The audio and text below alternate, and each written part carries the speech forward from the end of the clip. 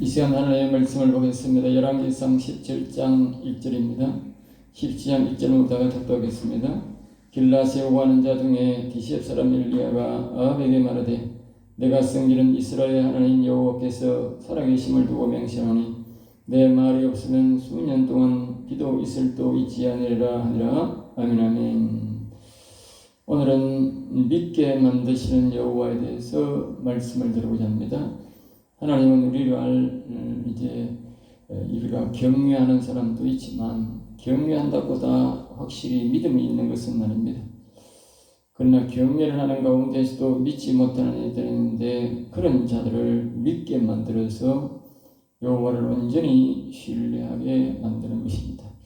이것이 오늘 본문 마지막 부분의 말씀이 나옵니다. 길라스에 오가는 자 중에 디셉 사람 엘리야라 그랬어요.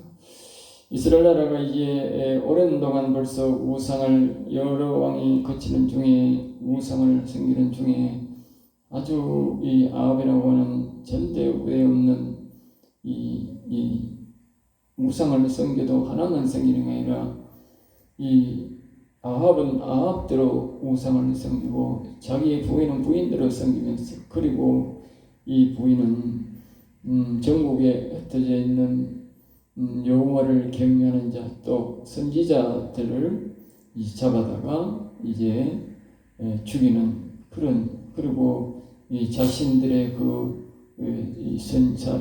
일반 사람들을 세워서 자신들의 어떤 그 제사장들을 만들어서 그렇게 이제 나라를 운영하도록 그렇게 악한 영들 체제로 우상 체제로 그렇게 만들었던 것이죠. 아주 악한 것이죠. 그거를 전문 체제화했던 것이 바로 아합과 그 부인님까지. 이렇게 사악한 시대에 바로 이 길라스에 오가는 중에 디셉 사람 엘리야라고 하는 사람이 이 선지자가 있었던 것이죠. 이 악한 왕일수록 하나님의 영이 더 강하게 역사하는 선지자를 나타내야 그 사람을 상대할 수 있기 때문에 이 엘리야에게는 아주 강한 하나님의 영이 임하셔서 그를 인도했던 것입니다. 내 말이 없으면 이 말은 엘리야가 말하지 않으면 물론 비는 하나님이 주시지 않습니다. 하나님께서 엘리야를 통해서 말을 하지 않으면 그런 뜻이죠. 이 엘리야가 말을 하고 안 하고 아니고 여호와 하나님이 엘리야의 입술을 통해서 말하지 않으면 이슬도 비도 오지 않는다. 그래서 어딘가하면 이슬이 오면 어딘가하면 풀은 좀 자랄 수가 있습니다. 그런데 이슬도 비도 안 오면 풀이 자라지 않습니다. 이슬이 오면 그래도 풀이 산에서 풀이 좀 자랄 수가 있고 이렇게 있는데 비도 오지 않고 이 이슬도 오지 않으면 정말 아무런 강에도 물이 없고 산에는 풀이 없어서 살 수 없는 그런 지경으로 되는 것이죠. 2절에 여호와의 말씀이 엘리야에 임하여 말씀하시기를 3절에 그리 시내가에서 숨어서 있으라. 그래서 그리 시내가에 그리 시내가에란 말은 꼴짝이 시내가에 숨어 있으라 그 말입니다. 그런데 이 말을 선포 위에 비가 오니까 또 이제 예전에 이제 여호와를 경외하던 인간들이기 때문에 이 선지자가 말하면 분명히 그대로 된다는 것은 알고 있어요.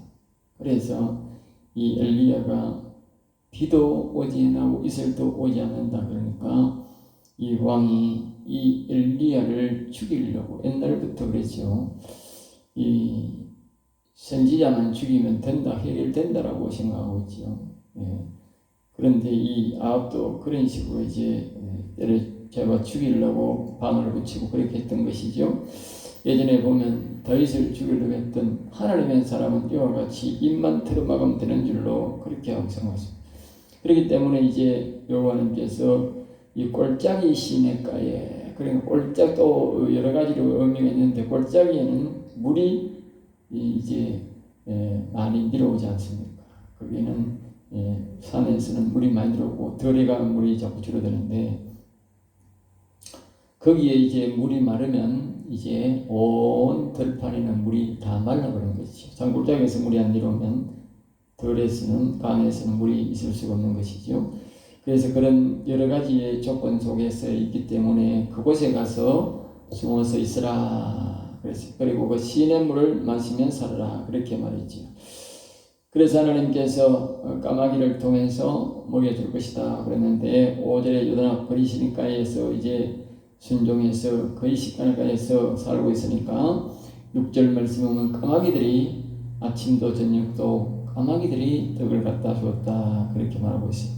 7절입니다. 얼마 후에 시내가 마르니라.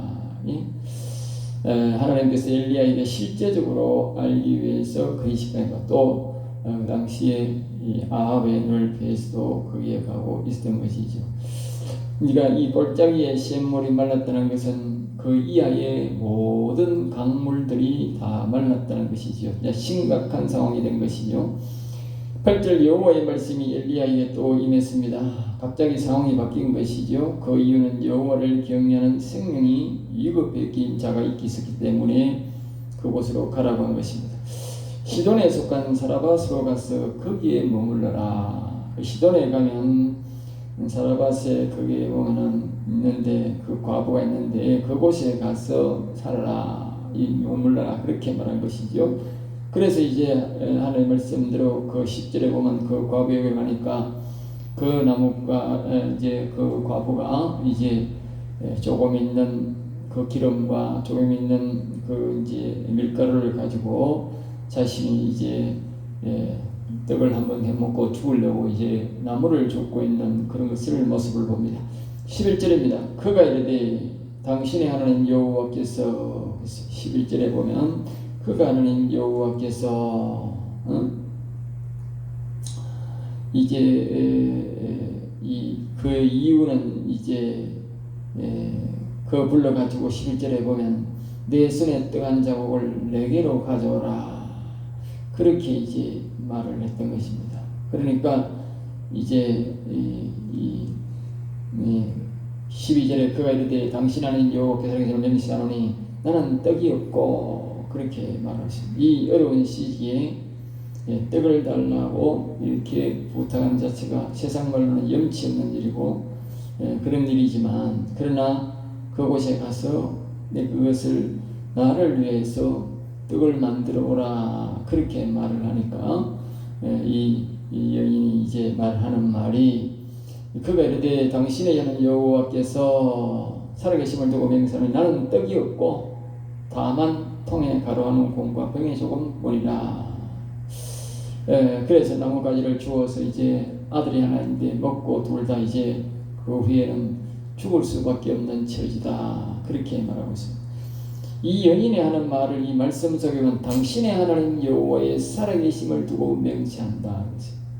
그래 이런 말을 하는 걸 보면 이 여자는 여호와를 경외하는 여자다. 여호와를 알고 있고 여호와를 경외하는 자다.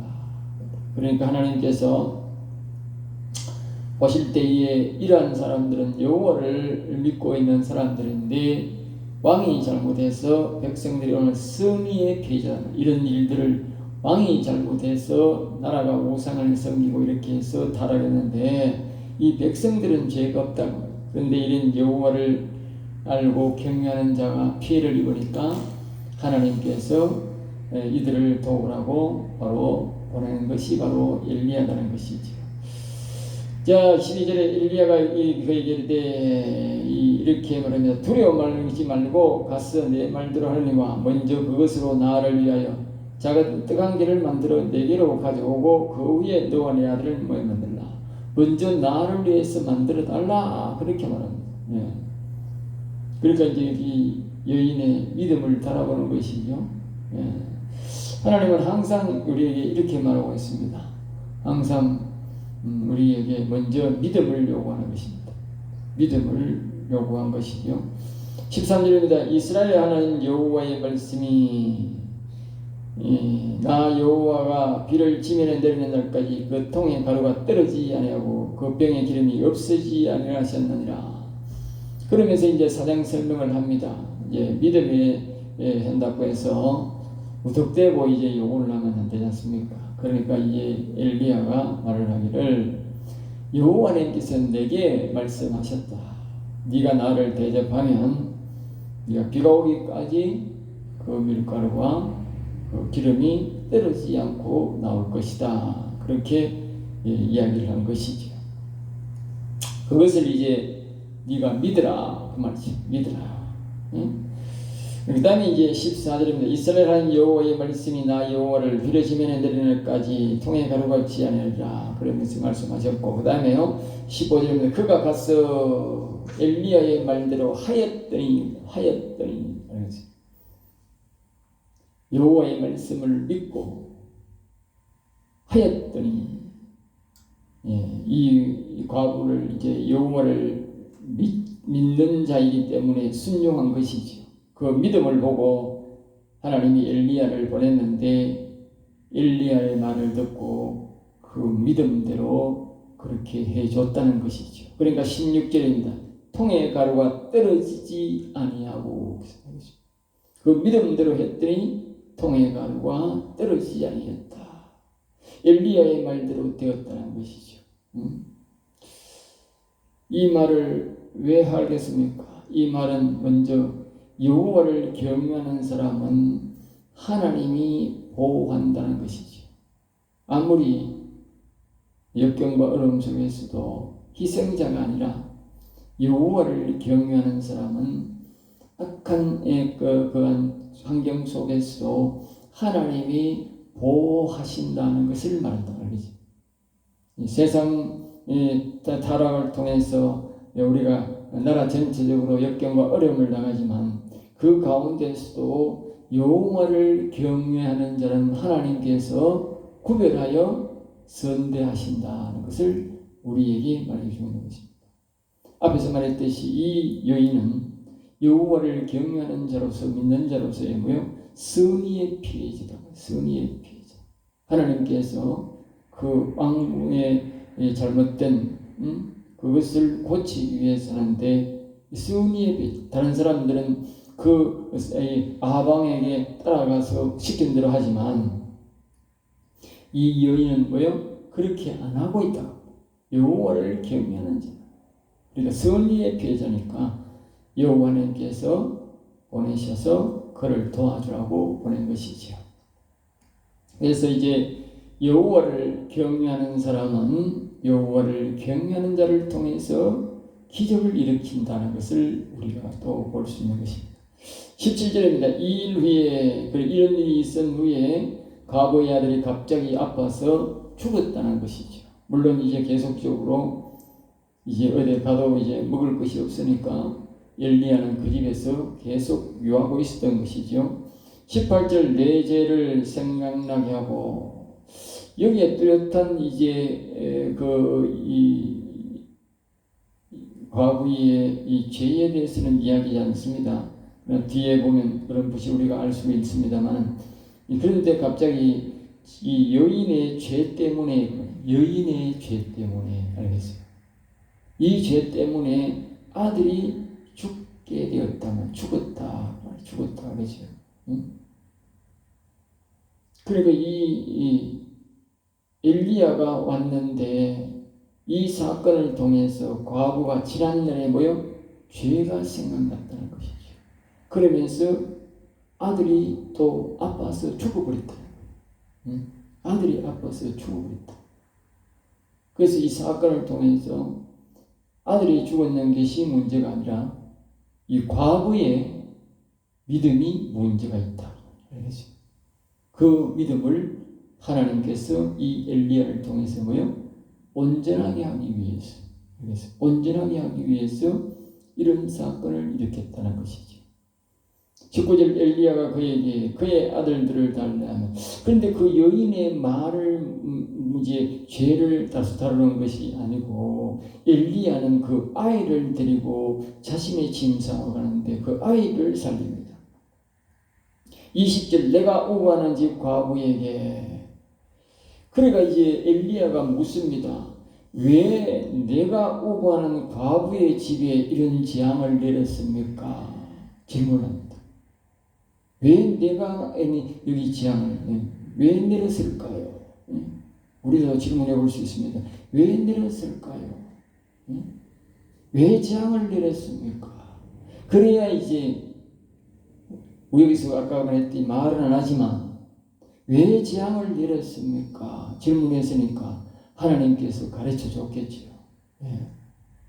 내 이 여자에게 하나님이 은혜를 입었으니까, 하나님의 사람이 은혜를 입었으니까 어떻게? 하나님께서 은혜를 갚으려고 하는 것이죠. 그러니까 이제 무언가에 옛날에 잘못이 있어 그가 은혜를 못 받고 있는 부분이 있는데 이 은혜를 받게 하기 위해서 하나님께서 사건을 만들었던 것이죠. 우리는 항상 이런 걸 보면서 왜 재앙을 내렸습니까? 질문을 해야 돼요. 왜 이 사건을 왜 이렇게 했습니까? 우리가 나라가 어려운 이 가운데서도 우리가 하나님 앞에 왜 이런 일이 우리에게 있습니까? 질문을 해야 돼요. 왜 이런 일이 있습니까? 그래야 하나님이 가르칠 거 아닙니까? 그렇지 않으면 어떻게? 이 재앙이 끝이 안 나는 것이죠. 만약에 이 여인에게 이 하나님의 음성을 듣는 이 선지자 엘리야가 질문하지 않았다면 어떻게 해요? 이 과거의 죄는 계속 있었겠죠. 그러니까 이 엘리야가 질문을 함으로써 그것을 알고 아이를 살렸다는 걸 보니까 어떻게 해요? 그 문제를 해결했다는 것을 우리가 알 수 있다.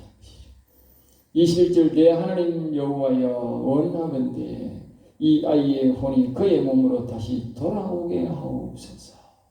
돌아오게 하옵소서. 그래 이는 이 사건으로 엘리야가 여호와의 음성을 듣는 것을 뭐요? 영혼이 살아있다는 뜻이고 영혼이 산 자가 부르니 뭐요? 혼이 돌아왔다는 것이다.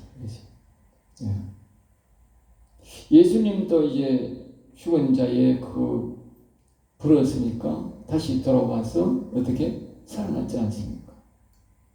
이 엘리야가 영혼이 살아있으니까 엘리야는 특별히 영혼에 대해서 이야기를 하고 있습니다. 엘리사가 엘리야에게 보면 그의 영혼이 살아있음을 하면서 세 번이나 맹세하는 것을 우리가 알 수 있어요. 그러니까 이 확실히 이 사람이 뭐요? 영혼이 살아있다는 것을 우리에게 말하면서 이 말씀 속에 우리에게 하나님이 말하는 것은 뭘 말합니까? 우리의 혼과 영혼이 살아있는 자의 역사에 대해서 우리에게 가르쳐주고 있다고 말이죠. 그리고 이 여인의 잘못이 뭐겠냐? 영혼이 산다라고 하는 것을 뭐요? 믿지 않았다 하는 걸 알고 있어요. 알겠죠? 영혼이 산다는 것을 믿지 않았다 이 여인은. 알겠죠? 그래서 이 사건을 통해서 뭐요? 영혼이 살아야 되는 거라는 것을 뭐요? 가르쳐주고 있다. 영혼이 살아야 돼. 여호와께서 엘리야의 소리를 들으심으로 영혼이 산 자의 기도 하나님만 여호와 하나님만 엘리야에게만 음성을 들려주는 게 아니라 엘리야의 기도도 뭐요? 여호와 하나님이 들으신다는 거예요. 영혼이 산 사람의 기도를 들으시고 혼이 뭐요? 돌아오는 역사가 있다. 알겠죠? 그래서 사람이 죽으면 혼이 나가고 혼이 돌아와야 산다는 것을 말합니다. 육신은 혼을 말하죠. 영은 영과 혼이 들어오는 것이죠. 이 아이는 영혼이 산 것이 아니고 혼만 살아 있었기 때문에 혼만 들어오면 육신의 혼만 들어오면 사는 것입니다. 자, 그 다음에 이제 23절입니다. 보라 내 아들이 살아났느니라. 이 사건을 생각하면 과부의 죄가 뭐요? 아들을 죽일 죄를 지었다는 것을 알 수 있다. 아들을 죽일 죄를 지었다. 알겠어요? 또 엘리야를 섬김이 이 과부의 죄를 용서받을 일이라는 것을 두 가지를 알 수 있다. 엘리야 영혼이 산 사람을 섬김이 뭐요? 과부의 죄를 용서받을 일이라는 것을 알 수 있다. 영혼을 산 사람을 섬기는 것이 참 복이라 하는 걸 알 수 있다. 그러니까 앞에서 말했듯이 이 여인이 영혼이 산다는 것을 안 믿어서 뭐요? 아들이 죽었다. 알겠어요? 아들이 죽었다. 또 영원히 산 사람을 섬기는 것이 뭐다? 죄를 이제 용서받을 수 있는 죄가 됐다. 그래서 사건을 통해서 이 여인에게 여호와 하나님이 그 가정에 이 영원히 산 사람이 엘리야가 머무니까 그 복을 주기 위해서 사건을 일으켰다. 이 여인은 자신이 영원히 살아야 된다는 것을 모르고 있었다. 알겠어요? 영원히 살아야 된다는 것을 모르는 것 자체가 죄다. 그만. 알겠어요? 그 죄를 지었으니까 여호와 하나님이 그 가정에 보내서 이 사건 속에서도 이런 일 속에서도 통해서 그 과부의 영혼을 살리기 위해서 이런 일을 만들었다. 하나님은 이 영혼을 살리는 것은 시도 때도 없이 이런 극강 상황 속에서 영혼에 대한 문제는 절대 양보하지 않는, 기회만 되면 영혼을 살린다는 거예요. 그만큼 하나님은 영혼에 대한 굉장한 신경을 쓰고 있다 하는 걸 우리가 알 수 있어요. 우리 사람들이 보통적으로 영혼에 대한 것을 망각하고 살지만 하나님은 기회만 되면 영혼을 살린다는 것이죠. 그리고 이 좋은 기회 속에 놓칠 수가 없는 것이죠. 이 아들을 데려가면서 사건을 일으키면서까지도 그 여인의 영혼을 일으키는 것이죠. 자, 그 다음에 24절, 이 여인이 엘리야에게 이르되, 이 일을 통해서 엘리야가 하나님의 사람인 것도 하나님의 엘리야의 말이 여호와의 말씀인 줄 알겠다는 것을 말합니다. 우리가 앞에서 추론해 보건대 이 과부는 여호와를 믿지만 엘리야를 하나님의 사람으로 안 믿었다. 알겠어요? 이런 기적과 이적을 보고도 하나님의 사람으로는 온전히 안 믿었다는 것이죠. 그래, 밀가루의 기적을 보고도 여호와의 사람을 안 믿은 것이 죄다. 알겠어요? 안 믿었다. 사람들은 이제 교회는 많은 기적과 이적을 동반하고 있는데 이런 기적과 이적을 보고도 여호와 하나님의 사람이라는 것을 잘 안 믿는다는 것이죠. 그냥 기적과 이적은 하나의 기적과 이적으로 그냥 일어나는 현상으로만 좀 이상한 기이한 일이라는 것만 본다는 거죠. 이것이 아들을 죽을 만한 죄다. 당시엔 엘리야를 신고하게 되어 있어요. 신고하게. 이제 이 앞에서 말했듯이 이세벨과 이제 아합이 비가 오지 않으니까, 이 전체적으로 옛날에 다윗이 사울 왕이 다윗을 찾으러 갔듯이 이 사람도 완전히 전국적으로 이제 이 엘리야를 잡으려고 방을 붙이고 신고하게 되어 있었다는 것이죠. 그리고 여러 가지로 좀 어려운 시대에 살고 있었는데 이러한 시대에 이제 어떤 마음을 속에 품었는지 우리가 추론해 보건대는 자신의 영혼을 살리자는 것이 가장 큰 죄악으로 아들을 죽일 만한 그런 사건으로 하나님 일으키셔서 이 바로 영혼을 살리도록 그렇게 인도하는 것이죠. 이 엘리야는 뒤에 이제 엘리사가 아까 말했듯이 3번이나 영혼이 살아있다고 이게 맹세하는 것을 보면 이 엘리야는 자신의 큰 사역이 뭐냐? 영혼을 살리는 데 주력한 선지자라고 하는 걸 알 수 있어요. 당시에도 선지자 앞에 말했듯이 뒤에 이제 이 18장에 보면 오바댜가 그 당시에 선지자 100명을 굴에 넣고 떡을 주면서 보호해 줬다는 이야기가 나옵니다. 그러니까 굉장한 선지자가 다윗의 영향력을 받아가 어마어마한 선지자가 많은 시대에 있었어요. 그런데 그 많은 선지자 중에도 그들이 비가 오니까 기도했을 거 아니에요. 그들 기도를 전혀 듣지 않으시고 오직 엘리야의 말의 입에만 능력을 줬다는 것이죠. 왜 이 많은 여호와를 경외하는 자가 있고 선지자가 있는 가운데서도 엘리야에게만 유독 이런 큰 권세와 능력을 주었을까? 그것은 바로 이 엘리야가 영혼이 살아있는 선지자였다. 영혼을 중요시 여기는 선지였다.